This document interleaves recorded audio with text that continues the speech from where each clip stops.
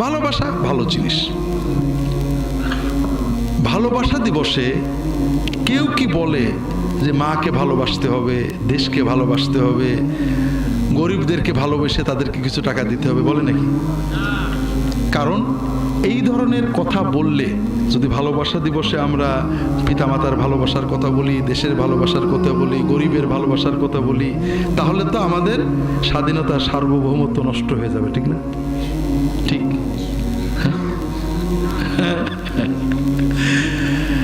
আসলে তাহলে কেন এগুলো বলা হয় না?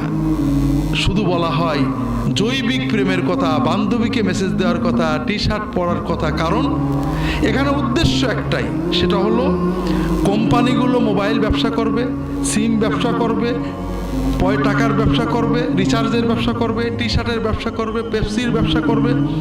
এর পাশাপাশি তোমাদের ভিতরে অশ্লীলতা তৈরি করে দেবে যে তোমরা যেন ওই পিছলে পথেই চলতে থাকো। কথা বুঝতে পারছেন?